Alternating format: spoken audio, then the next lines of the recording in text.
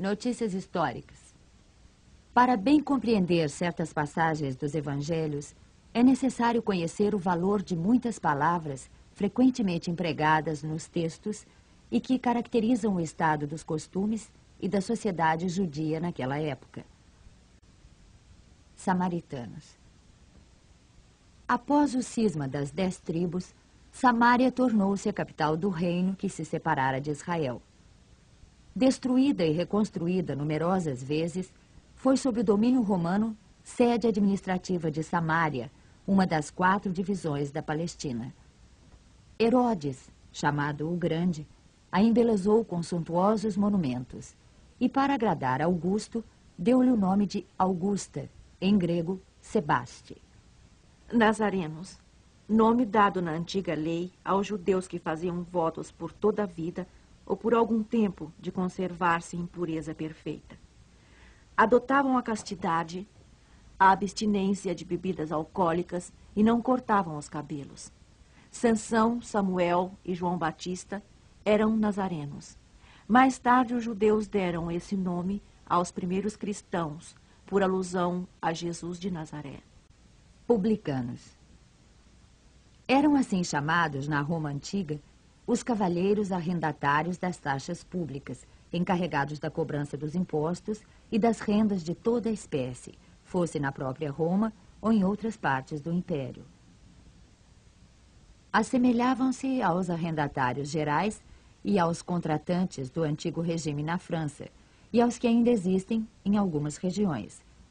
Os riscos a que estavam sujeitos faziam que se fechassem os olhos para o seu enriquecimento, que para muitos eram produtos de cobrança e de lucros escandalosos. O nome de publicanos foi estendido mais tarde a todos os que lidavam com o dinheiro público e aos seus agentes subalternos. Hoje, a palavra é tomada em sentido pejorativo para designar os negocistas e seus agentes pouco escrupulosos.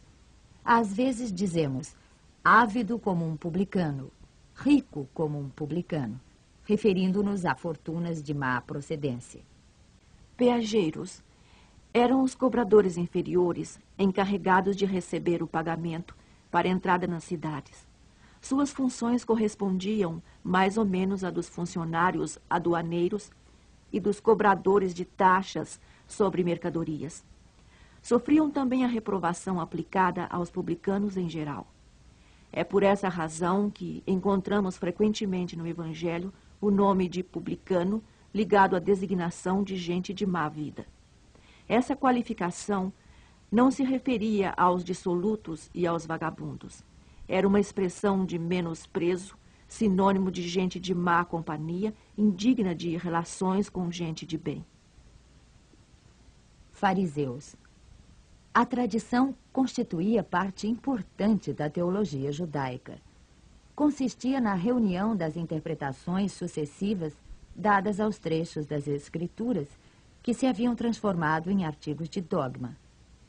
Isso era, entre os doutores, motivo de discussões intermináveis, na maioria das vezes, sobre simples questões de palavras ou de formas, à semelhança das disputas teológicas e das sutilezas da escolástica medieval. Daí surgiram diferentes seitas que pretendiam, cada qual, o monopólio da verdade e, como acontece quase sempre, detestando-se cordialmente entre si. Criam, ou pelo menos professavam crer na providência, na imortalidade da alma, na eternidade das penas e na ressurreição dos mortos.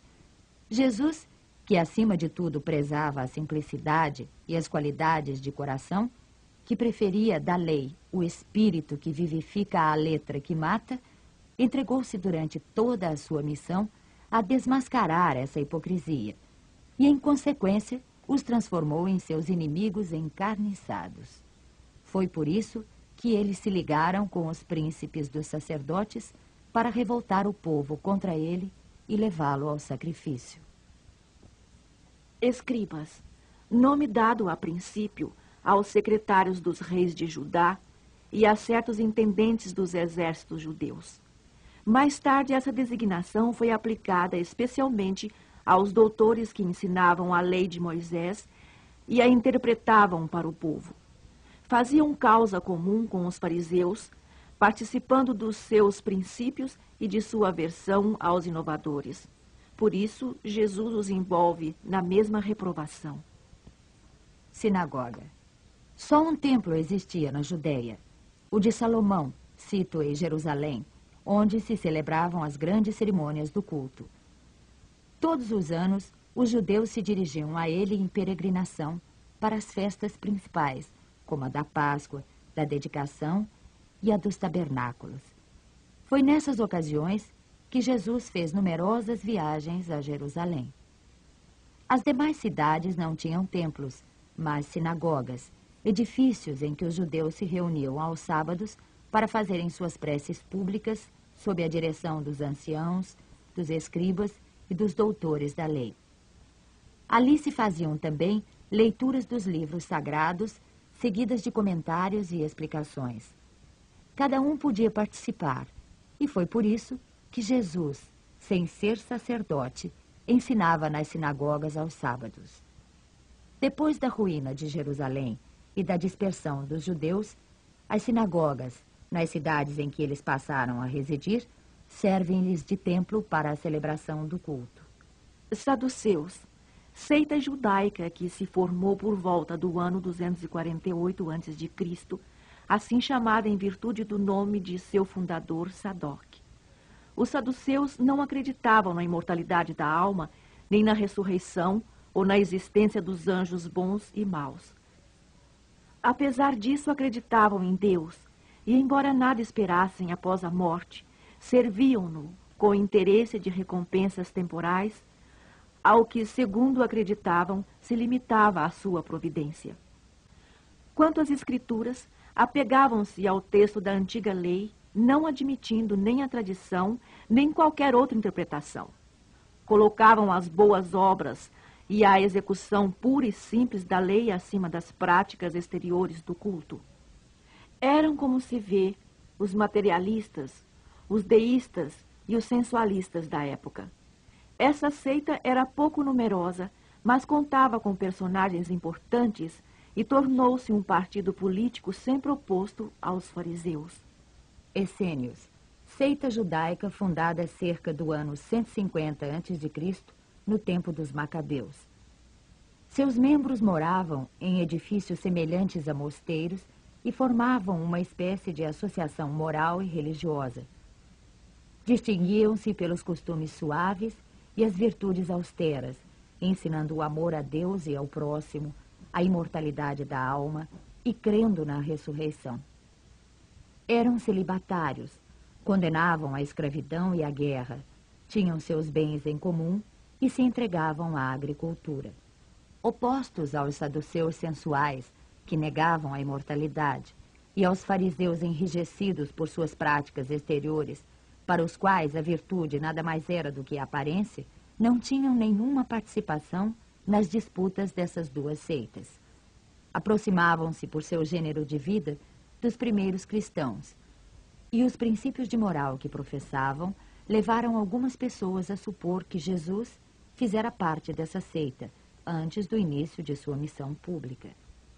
O certo é que ele devia conhecê-la, mas nada prova que fosse filiado a ela, e tudo quanto se tem escrito a respeito é hipotético. Terapeutas, do grego, servir, curar, quer dizer, servidores de Deus ou curadores. Sectários judeus contemporâneos do Cristo, estabelecidos principalmente na Alexandria, no Egito. Tinham intensas relações com os essênios, cujos princípios professavam e, como eles, se davam à prática de todas as virtudes. Eram extremamente frugais na alimentação, votados ao celibato, à contemplação e à vida solitária, constituindo uma verdadeira ordem religiosa. Filon, filósofo judeu de Alexandria, platônico, foi o primeiro a se referir aos terapeutas, apresentando-os como uma seita judaica. Eusébio, São Jerônimo e outros pais da igreja pensavam que eles eram cristãos. Quer tenham sido judeus ou cristãos, é evidente que, como os essênios, representavam um traço de união entre o judaísmo e o cristianismo.